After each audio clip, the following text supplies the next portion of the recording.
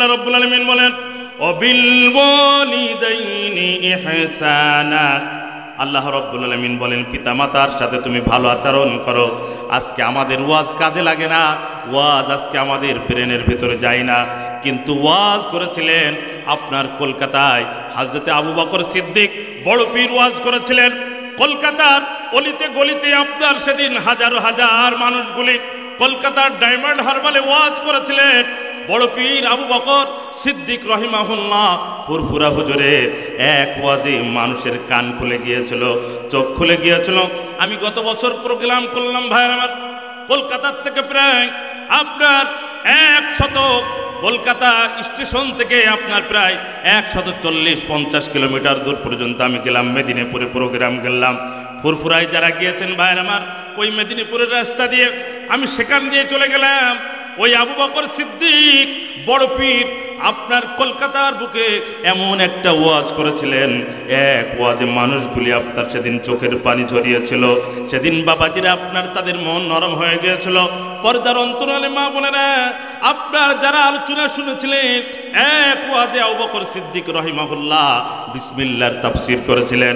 বিসমিল্লাহর তাফসীরে সেদিন বেনামাজিগুলি নামাজি হয়েছিল। জোরে বলে সুবহানাল্লাহ। আপনার বড় পীর আবু বকর সিদ্দিক রহিমাহুল্লাহ এক ওয়াজে কলকাতার আপনার সেই হারবাল স্থানে মানুষগুলি চোখের পানি ছেড়েছিল। জোরে বলে সুবহান। হুজুর ওয়াজ করলেন বিসমিল্লাহর তাফসীর করলেন।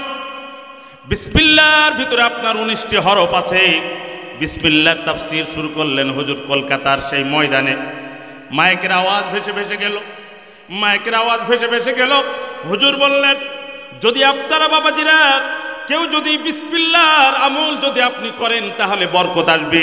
হুজুর বললেন আপনি যখন কাপড় পরিধান করতে যাবেন তখন বিসমিল্লাহ পড়বেন, আল্লাহ রাব্বুল আলামিন আপনাকে বরকত দান করবেন। খাবার খেতে যাবেন আপনি তখন বিসমিল্লাহ আরম্ভ করবেন। ঘুমাতে যাবেন বিসমিল্লাহ বলে দোয়া পড়ে আপনি ঘুমাবেন, আল্লাহ বরকত দেবে। আপনি যানবাহনে যাবেন বিসমিল্লাহ বলে দোয়া পড়ে আপনি আরম্ভ করবেন। ধান কাটতে যাবেন, পাট কাটতে যাবেন বিসমিল্লাহ বলে আরম্ভ করবেন, আপনার আল্লাহ রাব্বুল আলামিন বরকত দান করবে। আপনার বিসমিল্লাহর আওয়াজ সব দিকে যখন আপনার শুরু হয়ে গেল, মানুষগুলি আপনার কেঁদে যার যার তাফসীর শুনলেন, মনগুলি নরম হয়ে গেল। ও বন্ধুগণ আমার, এখনো পর্যন্ত কলকাতায় ইন্ডিয়ার মানুষগুলি আপনার হিন্দুরা পর্যন্ত তারা ওয়াজ শোনে।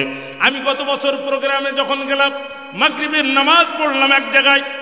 বন্ধুগণ আমার, মাগরিবের নামাজ পড়লাম নদিয়া জেলা, আপনার সেখানে নামাজ পড়লাম। মাগরিবের নামাজের পর লাইন দিয়ে দেখলাম কমপক্ষে 20-25 জন হিন্দু যারা তারা আপনার সেই বাটিতে করে, গ্লাসে করে, ঘটিতে করে পানি এনেছেন। আমি জিজ্ঞাসা করলাম ইমাম সাহেবকে, ভাইজান হিন্দুরা তারা এখানে, মহিলারা এখানে কেন? ইমাম সাহেব বললেন আজও পর্যন্ত, ইমাম সাহেব বললেন আমি এখানে প্রায় 10 বছর 20 বছর পর্যন্ত আমি নিজে 10 বছর ইমামতি করছি। আমি দেখি দৈনন্দিন মাগরিবের পরে আমাদের এলাকায় হিন্দুরা যদি কাহারুর শরীর খারাপ হয়, বাচ্চাদের শরীর খারাপ হয়, কেউ যদি ভয় পায়, মুসল্লিরা আপনার এবং ইমামদের পানি পড়া নিতে আসে। বন্ধুগণ ভাইরা, আবালপুরের ভাইরা গভীর মনোযোগ। হুজুর বিসমিল্লাহ তাফসীর করতে করতে এমন পর্যায়ে চলে আসলেন, হুজুর বললেন এই বিসমিল্লাহ এত বরকত জিনিস। রান্নাঘরের ভিতরে যখন তুমি গিয়ে যখন রান্নাঘরে চাউল চাপাবা হাঁড়িতে, বিসমিল্লাহ পড়বা, আল্লাহ রাব্বুল আলামিন তোমাকে বরকত দিয়ে দেবে। কোরআন পড়বা, বরকত দিয়ে দেবে। ও বন্ধুগণ আমার, এই মজলিসে হাজার হাজার মানুষ যখন শ্রোতা শুনতেছিল, মাইকের আওয়াজ ভেসে যায়, মাইলকে মাইল পর্যন্ত দূর মাইকের আওয়াজ ভেসে গেল। ব্রাহ্মণের একটা মেয়ে, ভালো করে শুনবেন, গভীর মনোযোগ আমার দিকে। এই আলোচনা শুনেছেন কিনা আমি কোনোদিন আপনারা আমি জানি না। হযরত আবু বকর সিদ্দিক রহিমাহুল্লাহ বড় পীর কলকাতার বুকে যিনি ওয়াজ করেছিলেন, ভাইরা আমার, ব্রাহ্মণের একটা মেয়ে, মেয়েটার নাম হলো আপনার চন্দ্রমুখী। এই চন্দ্রমুখী হুজুরের বিসমিল্লাহর তাফসীর শুনলেন। আজকে যেমন আপনারা আমার আলোচনা শুনছেন, পর্দানিশী মা বোনেরা অনেকে উঠানে বসে বসে, অনেকে ঘরে শুয়ে শুয়ে আমাদের আলোচনাগুলি শুনছেন। সেই দিন চন্দ্রামুখী ব্রাহ্মণের মেয়ে, সেও আপনার বিসমিল্লাহর তাফসীর শুনেছিল। হঠাৎ করে মনে মনে আল্লাহর উপরে আপনার বিশ্বাস এনে আপনার চন্দ্রামুখী আল্লাহ রব্বুল আলামিনের দিন ধর্ম কবুল করে নিল। চন্দ্রমুখী মেয়েটা কালিমা পড়ে নিল। ও বন্ধুগণ আমার, বাবা শুনলেন একদিন মেয়ে কাপড় যখন খোলে তখন বিসমিল্লাহ পড়ে, জামা যখন পরিধান করে তখন বিসমিল্লাহ পড়ে। এই মেয়েটা আপনার যখন পড়তে যায় তখনও বিসমিল্লাহ পড়ে। বাবা একদিন ডেকে বললেন, ও মা, আমি হলাম ব্রাহ্মণের মেয়ে, আমি হলাম ব্রাহ্মণ, তুমি হলে আমার মেয়ে, আমি হলাম ব্রাহ্মণদের নেতা। সব জায়গায় আমাকে ডাকে, পূজা পর্বতে আমাকে না গেলে সেখানে অনুষ্ঠান হয় না। ও মা, তুমি মুসলমানদের কালিমা পড়ো মনে মনে। এ যদি সমাজ জানে, আমার জাতির লোক জানে, তাহলে তো আমাকে আর সম্মান করবে না, ব্রাহ্মণের খাতার থেকে আমাদের নাম কাটা পড়ে যাবে, আমি ব্রাহ্মণের নেতা হিসেবে আর থাকতে পারবো না। চন্দ্রামুখী মেয়ে বলল, বাবা আপনি যে কথাটা আপনি আমাকে এখন বলছেন, শুধু বিসমিল্লাহ নয়, আমি আল্লাহ রব্বুল আলামিনের কুরআন কালামে পাক দেখে দেখে পড়া শিখে গিয়েছি। সম্মানিত ভাইরা আমার, একান্ত আপনজনেরা, ও আবালপুরের মুসলমানেরা, পর্দানিশী মা বোনেরা, গভীর মনোযোগ। এই চন্দ্রমুখী মনে মনে আপনার কালিমা পড়েছে, শুধু তাই নয়, কোরআন শিখে গিয়েছে। সমাজের ভিতরে আপনার জানাজানি হয়ে গেল, ব্রাহ্মণের মেয়েটা আপনার যে স্কুলে পড়ে, এর আগে সমস্ত সাবজেক্টগুলি আপনার এফ গ্রেডে পাশ করতো, তার মানে সব ফেল, ও আপনার পাশই করতে পারতো না। যেদিন থেকে বিসমিল্লাহর নাম ধরে, আল্লাহর কোরআন ধরে যেদিন থেকে আপনার সে পড়া আরম্ভ করেছে, বিসমিল্লাহর বরকতে আল্লাহ রব্বুল আলামিন তার মেধা ভালো করে দিয়েছে, সমস্ত সাবজেক্টে এখন পাশ করে। জোরে বলি সুবহানাল্লাহ। বন্ধুগণ আমার, সবাই জানাজানি হয়ে গেল। আমি সংক্ষিপ্ত আকারে বলতে চাই, ব্রাহ্মণকে ডেকে বললেন, ও ব্রাহ্মণ নেতা, তোমার মেয়ে বিসমিল্লাহ পড়ে, তোমার মেয়ে কালিমা পড়েছে, হয় তুমি সামলাও তোমার মেয়েকে, না হলে আমার হাতে ছেড়ে দাও, আমরা আমাদের হাতে ছেড়ে দাও, আমরা তার সরাসরি বিচার করতে চাই। ব্রাহ্মণ তার একমাত্র মেয়ে বুঝালেন, মা তুই আমার আর মুখে চুন কালিমা লাগাস না, আমার সম্মান তুই হানি করিস না।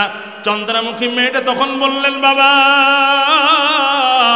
তুমি কি সিদ্ধান্ত নিতে চেয়েছ আমি জানি না, আমি মেয়ে, আমি সিদ্ধান্ত নিয়েছি প্রয়োজনে তোমার বাড়ি ছেড়ে দেব, তোমার ঘর ছেড়ে দেব।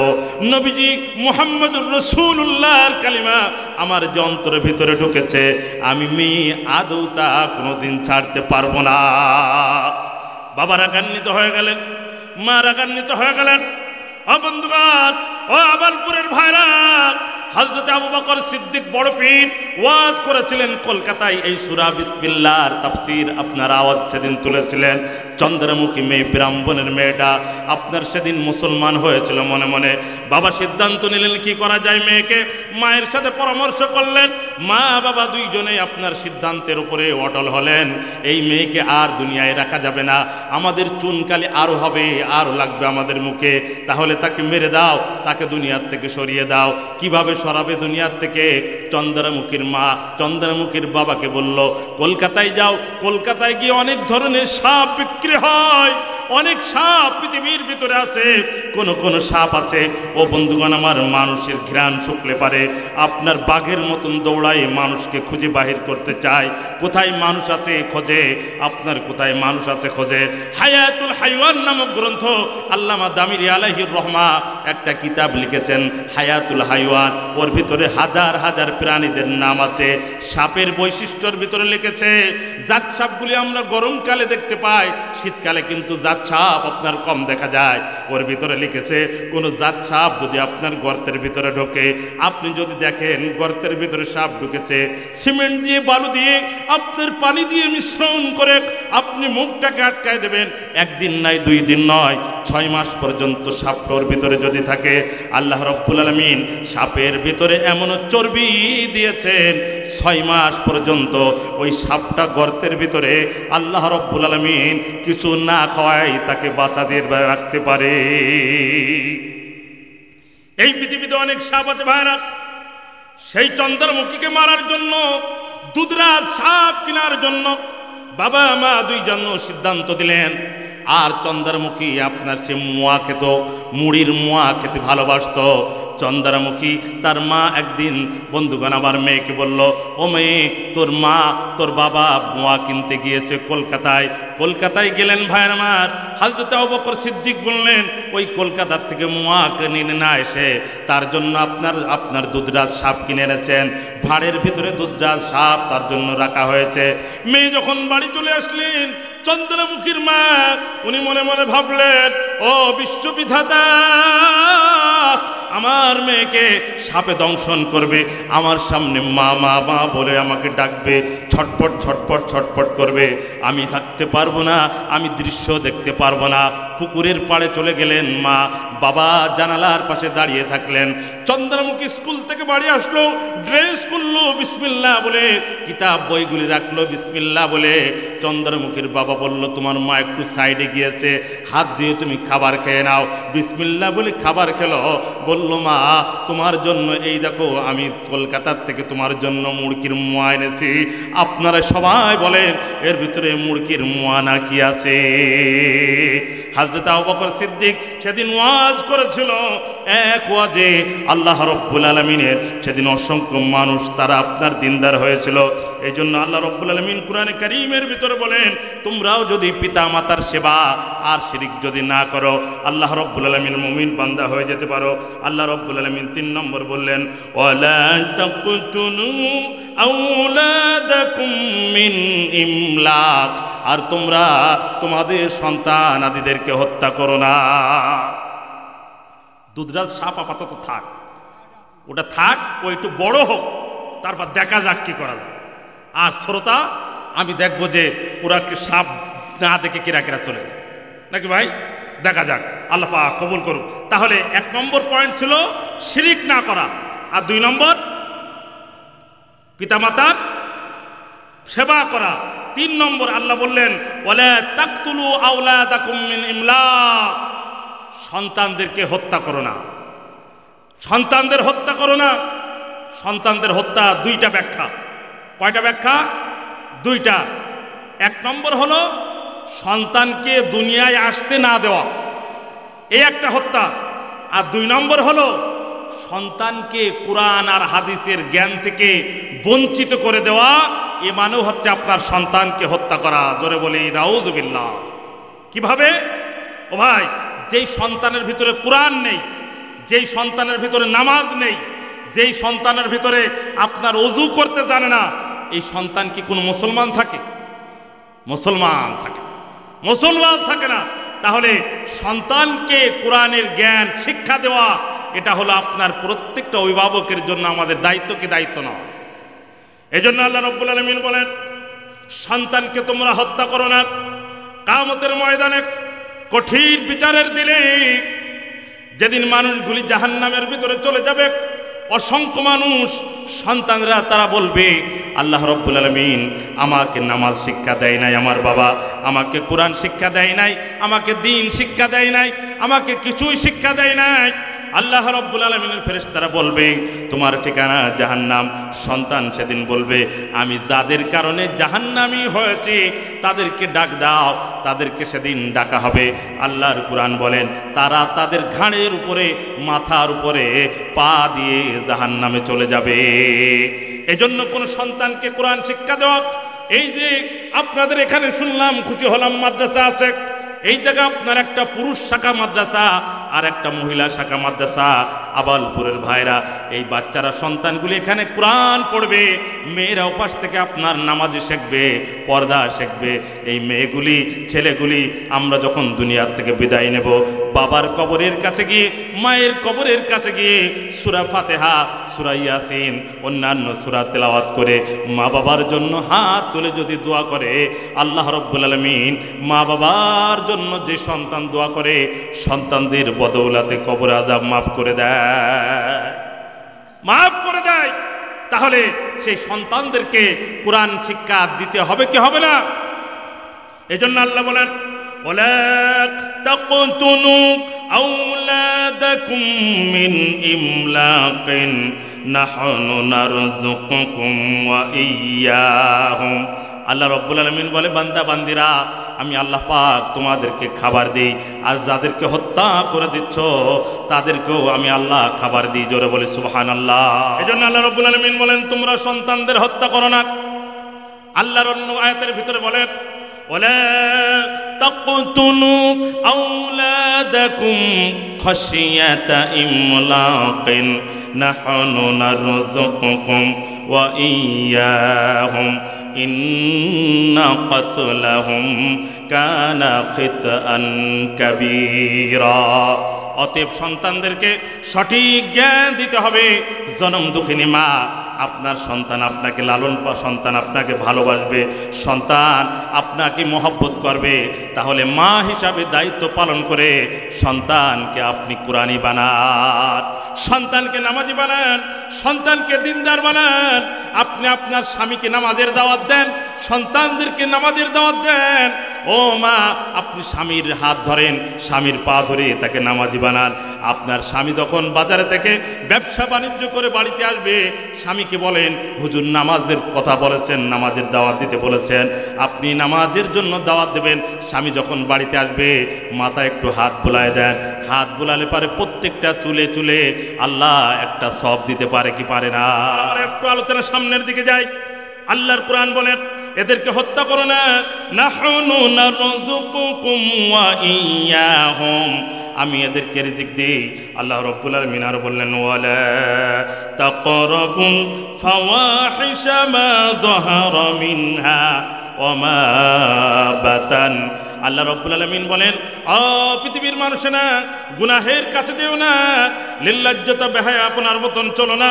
আল্লাহর কোরআন বলেন, ওয়ালা তাকতুলুন নাফসাল্লাতী হারামাল্লাহু ইল্লা বিল হক্কি।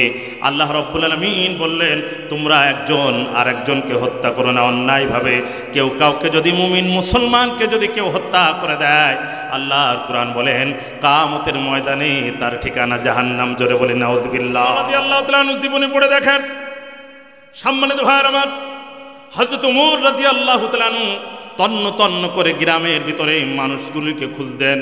আমি উমর খলিফা, আমার কাহার উপরে জুলুম হচ্ছে না তো? আমার প্রজারা কষ্টের ভিতরে নাই তো? আমার প্রজারা তারা দুঃখে সুখের ভিতরে কেমন আছে তিনি ভাগাভাগি করতেন। হযরত ওমর রাদিয়াল্লাহু তাআলা আনহু রাত্রবেলায় তিনি একদিন গেলেন, গাসত করলেন, মানুষগুলি কেমন অবস্থায় আছে খোঁজ নেওয়ার জন্য গেলেন। হযরত ওমর রাদিয়াল্লাহু তাআলা আনহু গেলেন। যেতে যেতে বন্ধুগণ আমার, হযরত ওমর আলাদা হয়ে গেলেন। একজন বৃদ্ধা মা আপনার তার ঘরের কাছে গেলেন, ছোট্ট কুটিরের ভিতরেই হযরত ওমর রাদিয়াল্লাহু তাআলা আনহু আপনার সালাম দিয়ে বললেন, আম্মা জান, এই ঘরের ভিতরে জীর্ণ শীর্ণ ঘরের ভিতরে আপনি আছেন, খলিফা উমর আপনার জন্য কি কোনো ঘর বরাদ্দ দেয় নাই? বৃদ্ধা মা তখন বাহিরে এসে বললেন, বাবা জান, খলিফা উমর না হয়ে তোমার মতন যুবক আমার খোঁজ নিতে এসেছো, তুমি যদি খলিফা হতে কতই না ভালো হতো।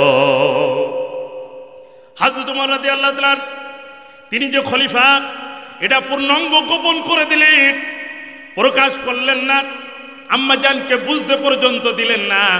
ওমর রাদিয়াল্লাহু তাআলা বললেন, আম্মা জান, তার মানে কি আপনি বলতে চাচ্ছেন উমর ভালো না? মহিলা বললেন, না, উমর তোমার মতন এতটা ভালো না। আমি আবার বলছি, খলিফা উমর না হয়ে তুমি যদি হতো কতই না ভালো হতো। হযরত ওমর বললেন, আম্মা জান, হযরত ওমর ব্যস্ত থাকেন, ওনার কাছে মনে হয় আপনার তালিকা যায় নাই। আপনার কাছে তালিকা যদি ওনার কাছে যেত, নিশ্চয় আপনার জন্য ঘর নির্মাণ করে দিতেন। আম্মা জান তখন বললেন, না না, তুমি উমরের দল করো, মনে হয় উমরকে তুমি পছন্দ করো। উমর অতটা ভালো মানুষ নয় তোমার মতন। কথোপকথন করছে। আল্লাহ রাব্বুল আলামিনের বান্দা বলেন, ও যুবক, সাক্ষ্য রাখো, কাল কিয়ামতের ময়দানে আমি আল্লাহ রাব্বুল আলামিন উমরের বিরুদ্ধে আমি মামলা করে দেব। আমি বলবো, আল্লাহ তাআলা খলিফা বানিয়েছিলেন এমন একজন ব্যক্তি যার নাম উমর, সে আমার খোঁজ খবর নাই। হযরত ওমর থরথর করে কাঁপতে আরম্ভ করেছেন, থরথর করে কাঁপতে আরম্ভ করেছেন। হযরত ওমর এখনো পর্যন্ত খলিফার পরিচয় পর্যন্ত তিনি আপনার আম্মা জানের কাছে, বৃদ্ধা মায়ের কাছে দেয় না। আপনার কথোপকথন চলছে, এর ভিতরে আল্লাহ রাব্বুল আলামিনের বান্দা একজন সাহাবী হযরত ওমর রাদিয়াল্লাহু তাআলা আনহু তার কাছে চলে গেলেন। হযরত ওমর রাদিয়াল্লাহু তাআলা আনহু কথোপকথন করছেন। সাহাবী জিজ্ঞাসা করলেন, সালাম দিলেন, হুজুর কি হয়েছে? বলে তুমি চুপ থাকো, কিছুই হয় নাই। আম্মা জান, তখন হযরত ওমর রাদিয়াল্লাহু তাআলা আনহু আম্মা জানকে বললেন, আম্মা জান, হযরত ওমরের তরফ থেকে আমি যদি আপনাকে 25টা স্বর্ণ মুদ্রা দিয়ে দিই, তাহলে বলেন আপনি ওমরকে ক্ষমা করে দেবেন কিনা? বৃদ্ধা আম্মা জান একটু মুস্কি হেসে দিয়ে বললেন, আপনার 25টা দিরহাম স্বর্ণ মুদ্রা, তার অনেক মূল্য ছিল সেই যুগে। বৃদ্ধা মহিলা তিনি বললেন, অবশ্যই আমি ক্ষমা করে দেব। হযরত ওমর আপনার 25টা দিনার দিয়ে দিলেন, 25টা দিনার দিরহাম দিয়ে দিলেন। দিরহাম দেওয়ার পরে বললেন, আপনি বলেন ওমরকে ক্ষমা করেছেন কিনা? হযরত ওমরকে ক্ষমা করেছেন কিনা? বললে, হ্যাঁ, আমি হযরতকে ওমর ক্ষমা করে দিয়েছি। এই বলতে বলতে আরেকজন সাহাবী প্রবেশ করলেন। আসসালামু আলাইকুম ইয়া আমিরাল মুমিনিন, এই বলে যখন সম্বোধন করেছেন, বৃদ্ধা মহিলা উনি টের পেয়েছেন, আহারে ইনি তো খলিফা, এতক্ষণ পর্যন্ত আমি যার সঙ্গে তর্কে বিতর্কে জড়িয়েছি ইনি তো হলেন আমিরুল মুমিনিন। বৃদ্ধা মহিলা তখন কাঁপতে আরম্ভ করেছেন। হযরত ওমর বললেন, আম্মা জান, আপনি কাঁপবেন না, ভয় পাবেন না, আপনি ভয় পাবেন না, আপনি বলেন আমাকে ক্ষমা করেছেন কিনা? হ্যাঁ, ক্ষমা করে দিয়েছি। হযরত ওমর রাদিয়াল্লাহু তাআলা আনহু নিজের জুব্বার এক সাইড থেকে একটু কাপড় ছিঁড়ে ফেললেন। কাপড় ছিঁড়ে বৃদ্ধা মায়ের কাছে দিয়ে বললেন, ওগো মা, আপনি একটু আপনার স্বাক্ষর দিয়ে দেন, আপনি আমাকে ক্ষমা করেছেন লিখে দেন। বৃদ্ধা মহিলা তাই লিখে দিলেন, বাবা আমি ক্ষমা করেছি, আমি তোমাকে বুঝতে পারি নাই, তুমি অনেক ভালো, তুমি যে খলিফা তুমি অনেক ভালো। হযরত ওমর রাদিয়াল্লাহু তাআলা আনহু এই ছোট্ট কাপড়ের টুকরাটি সন্তানের কাছে নিয়ে গিয়ে দিয়ে বললেন, বাবা আমি যেদিন মারা যাব, আমাকে কবরের ভিতরে যেদিন রাখা হবে, এই কাপড়ের টুকরাটা তুমি আমার কবরের ভিতরে দিয়ে দিও। কিয়ামতের ময়দানে কঠিন বিচারের দিনে আল্লাহ রাব্বুল আলামিন যদি আমাকে জিজ্ঞাসা করে যে তুমি মানুষের উপরে জুলুম করেছো কিনা, আমি বলিব, ওগো আল্লাহ তাআলা, আমার জানা মতে আমি তো কাহার উপরে জুলুম করি নাই, তবে বৃদ্ধা আম্মা জান তিনি আমার ব্যাপারে এরম মন্তব্য করেছিলেন, তবে আমি তার কাছে ক্ষমার জন্য কাগজ লিখে নিয়ে এসেছি। এই জন্য পৃথিবীর সমস্ত মানুষগুলি তারাও যদি আল্লাহ রাব্বুল আলামিনের দিন মুআফিক যদি জীবন যাপন করে, আল্লাহ রাব্বুল আলামিন সকলকে মুমিন বানিয়ে দেবে। জোরে বলি আমিন। এই জন্য আল্লাহ রাব্বুল আলামিন বলেন, যাল্লাতি হারামাল্লাহু বিল হাক্কি যালিকুম ওয়াসাকুম বিহি লাআল্লাকুম তাআকিলুন। আল্লাহ রাব্বুল আলামিন বলেন, ওয়ালা তাকরাবু মালাল ইয়াতীমি। আর আল্লাহ রাব্বুল আলামিন পরের অংশের ভিতরে বললেন, 10টা উপদেশ বাণীর ভিতরে আল্লাহ রাব্বুল আলামিন আরেকটি বললেন, তোমরা এতিমদের মাল ভক্ষণ করবে না। এতিমদের মাল আপনার কোনো মুমিন ভক্ষণ করতে পারে না। আল্লাহ রাব্বুল আলামিনের ফেরেশতারা তখন আল্লাহ রাব্বুল আলামিন ফেরেশতাদের দেখায় বলেন, দেখ দেখ, তোরা বলেছিলি মানুষ সৃষ্টি করলে তারা রক্ত ক্ষয় করবে, মারামারি করবে, দেখ ছোট ছোট মানুষগুলি তারা তাদের লজিংম্যানদের জন্য, আব্বার জন্য, মায়ের জন্য কেমন দোয়া করে, দেখ গভীর রজনীতি ছোট ছোট 8 বছরের 10 বছরের ছেলেটা, 7 বছরের ছেলেটা ঠান্ডা পানি দিয়ে, ও বন্ধুগান, কম্বল জড়ায় তাহাজ্জুদ নামাজ পড়ে এলাকার মানুষের জন্য দোয়া করে। মাআরিফুল কোরআনে কারীমের ভিতরে আল্লাহ রাব্বুল আলামিনের আয়াত, ওয়াল বাকিয়াতুস সালিহাতু খায়রুন ইনদা রাব্বিক। এই আয়াতের ব্যাখ্যার ভিতরে লিখেছে, কঠিন কিয়ামতের ময়দানে কেউ জান্নাতে চলে যাবে, কেউ জাহান্নামে চলে যাবে। মনে করেন 100টা নেকি হলে জান্নাতে যাবে, একজনের 95টি নেকি, তার মানে তার জন্য 2 বছর বা 1 মাস রিমান্ড থাকা লাগবে জাহান্নামের ভিতরে। জাহান্নামের রাস্তার দিকে যখন চলে যাবে, চোখের পানি ঝরাতে ঝরাতে যাবে, আর মনে মনে ভাববে, ও আল্লাহ তাআলা, আজকে যদি কোনো হেল্পার, কোনো উপকারকারী যদি আমাকে উপকার করত, কেউ সেদিন কাহারুর পরিচয় দেবে না। এই একটা ছেলে হঠাৎ করে ওই চাচার সামনে গিয়ে বলবেন, চাচাজি আপনি কেমন আছেন, কোথায় যাচ্ছেন? চাচা হাউমাউ করে কেঁদে বলবেন, বাবা কে তুমি আমাকে চাচা বলে ডাকলে? তুমি কি পারবা আমার জন্য একটু উপকার করার জন্য? অল্প কয়টা নেকি আমার শর্ট পড়েছে, তুমি কে, তোমার পরিচয় দাও। কেউ আমার পরিচয় দিল না। এই ছেলেটা সেদিন বলবেন, চাচাজি আমি হলাম আপনার এলাকায় লজিং ম্যান, আপনি আমার, আমি আপনার বাড়িতে এক মুঠ ভাত খেয়ে খেয়ে কোরআনের হাফেজ হয়েছে, আলেম হয়েছে। আল্লাহ রাব্বুল আলামিন আমার হাতে 10টি ভিআইপি পার্সোনাল টিকিট দিয়েছেন, আর বলেছেন যারা জাহান্নামী তারা জান্নাতে নিতে পারবা। তার ভিতরে পিতা মাতা, দাদা দাদি, নানা নানি, শ্বশুর শাশুড়ি, আর ওই লজিং ম্যান যে আপনার হেল্প করেছে সেও সেদিন আপনার তাকে জান্নাতে সুপারিশ করে নিয়ে যাবে।